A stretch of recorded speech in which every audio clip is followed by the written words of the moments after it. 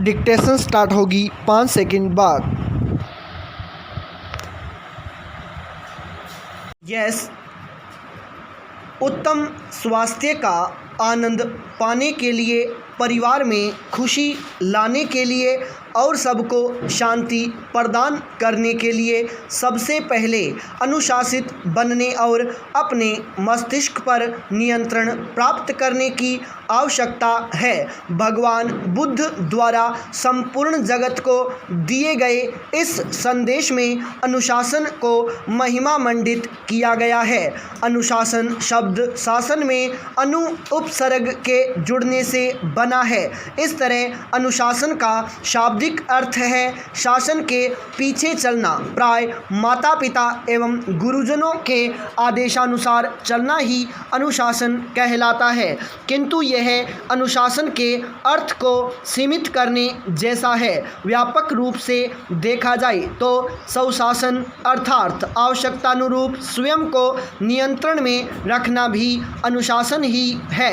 अनुशासन के व्यापक अर्थ में शासकीय कानून के पालन से लेकर सामाजिक मान्यताओं का सम्मान करना ही नहीं, बल्कि स्वस्थ रहने के लिए शारीरिक नियमों का पालन करना भी सम्मिलित है।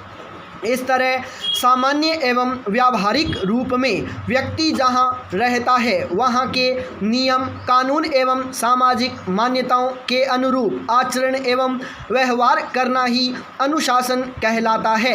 माइकल जे फॉक्स ने इसे परिभाषित करते हुए कहा है, इस बात पर ध्यान दिए बिना कि कोई हमें देख रहा है अथवा नहीं, किसी कार्य को सही ढंग से करना ही अनुशासन है। जैसा कि प्रारंभ में बताया गया है, अनुशासन का अर्थ होता है शासन के पीछे चलना।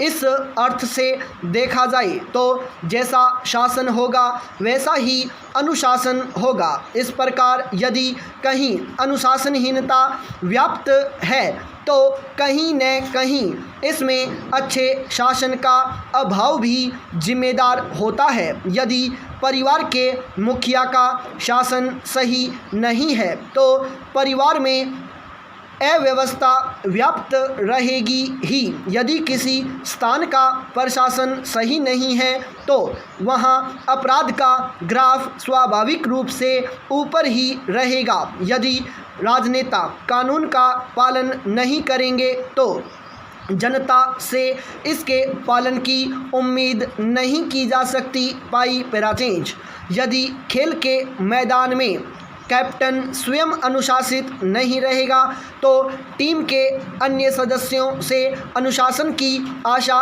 करना व्यर्थ है, और यदि टीम अनुशासित नहीं है तो उसकी पराजय से उसे कोई नहीं बचा सकता। इसी तरह यदि देश की सीमा पर तैनात सैनिकों का कैप्टन ही अनुशासित न हो तो उसकी सैन्य टुकड़ी कभी अनुशासित नहीं रह सकती। परिणाम स्वरूप देश की सुरक्षा निश्चित रूप से खतरे में पड़ जाएगी। राष्ट्रपिता महात्मा गांधी के शब्दों में, अनुशासन के बिना न तो परिवार चल सकता है और न संस्था या राष्ट्र ही। सचमुच यदि परिवार के सदस्य अनुशासित न हो तो उस परिवार का अव्यवस्थित होना स्वाभाविक है। सरकारी कार्यालयों में यदि कर्मचारीगण अनुशासित न हो तो वहाँ भ्रष्टाचार का बोलबाला हो जाता है। अनुशासन के अभाव में किसी भी समाज में अराजकता व्याप्त हो जाती है। अतः अनुशासन किसी भी सभ्य समाज की मूलभूत आवश्यकता है। अनुशासन न केवल व्यक्तिगत हित बल्कि सामाजिक हित के दृष्टिकोण से भी अनिवार्य है। एक बच्चे का जीवन उसके परिवार से प्रारंभ होता है। यदि परिवार के सदस्य गलत आचरण करते हैं तो बच्चा भी उनका अनुसरण करेगा। परिवार के बाद बच्चा अपने समाज एवं स्कूल से सीखता है। यदि उसके साथियों का आचरण खराब होगा तो उसके भी प्रभावित होने की पूरी संभावना बनी रहेगी। यदि शिक्षक का आचरण गलत है तो भला बच्चे कैसे सही हो सकते हैं। इसलिए आवश्यक है कि हम अपने आचरण में सुधार लाकर स्वयं अनुशासित रहते हुए बाल्यकाल से ही बच्चों में अनुशासित रहने की आदत डालें। वही व्यक्ति अपने जीवन में अनुशासित रह सकता है जिसे बाल्यकाल में ही अनुशासन की शिक्षा दी गई हो। बाल्यकाल में जिन बच्चों पर उनके माता पिता लाड़ प्यार के कारण नियंत्रण नहीं रख पाते, वही बच्चे आगे चलकर गलत रास्ते पर चल पड़ते हैं एवं अपने जीवन में कभी सफल नहीं होते।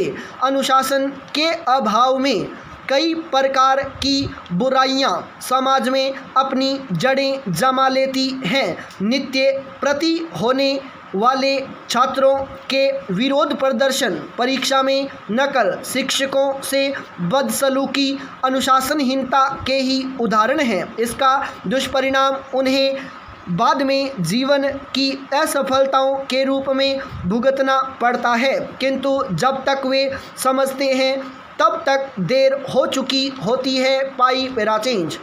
विद्या अर्जित करने के लिए विद्यार्थियों को अपने शिक्षकों के निर्देशों का अनुसरण करना पड़ता है। यदि कोई संगीत में निपुण होना चाहता है तो उसे नियमित रूप से इसका अभ्यास करना ही पड़ेगा। खिलाड़ी बनने के लिए व्यक्ति को नियमित रूप से शारीरिक व्यायाम करने के साथ साथ अपने आहार व्यवहार का भी ध्यान रखना पड़ता है। यदि मनुष्य अपने खान पान का ध्यान न रखें तो उसका शरीर भी उसका साथ नहीं देता और अनेक प्रकार की बीमारियों के कारण उसे कई प्रकार के कष्टों को भोगना पड़ता है। किसी मनुष्य की व्यक्तिगत सफलता में भी उसके अनुशासित जीवन की भूमिका महत्वपूर्ण होती है। जो छात्र अपना प्रत्येक कार्य नियम एवं अनुशासन का पालन करते हुए संपन्न करते हैं, वे अपने अन्य साथियों से न केवल श्रेष्ठ माने जाते हैं बल्कि सभी के प्रिय भी बन जाते हैं। महात्मा गांधी, स्वामी विवेकानंद, सुभाष चंद्र बोस, लोकमान्य बाल गंगाधर तिलक, डॉक्टर भीमराव अंबेडकर, दयानंद सरस्वती जैसे महापुरुषों का जीवन अनुशासन के कारण ही समाज के लिए उपयोगी और हम सब के लिए प्रेरणा स्रोत बन सका। रॉय स्मिथ ने ठीक ही कहा है, अनुशासन वह निर्मल अग्नि है जिसमें प्रतिभा क्षमता में रूपांतरित हो जाती है। किसी भी राष्ट्र की प्रगति तभी हो सकती है जब उसके नागरिक अनुशासित हों। यदि हम चाहते हैं कि हमारा समाज एवं राष्ट्र प्रगति के पथ पर निरंतर अग्रसर रहे तो हमें अनुशासित रहना ही पड़ेगा, क्योंकि जब हम स्वयं अनुशासित रहेंगे तभी किसी दूसरे को अनुशासित रख सकेंगे। अनुशासन ही देश को महान बनाता है। यह कोई अतिशयोक्ति नहीं बल्कि वास्तविकता है। देश का नागरिक होने के नाते प्रत्येक व्यक्ति का देश के प्रति कुछ कर्तव्य होता है जिसका पालन अनुशासित होकर ही किया जा सकता है। अतः हम सभी देशवासियों को जीवन में अनुशासन को महत्व देते हुए अपने कर्तव्य पथ पर ईमानदारी पूर्वक चलने और देश की सेवा करने का संकल्प लेना होगा। तभी हम सच्चे अर्थों में अपनी मातृभूमि और भारत माता का कर्ज चुका पाएंगे। पाई पैराचेंज।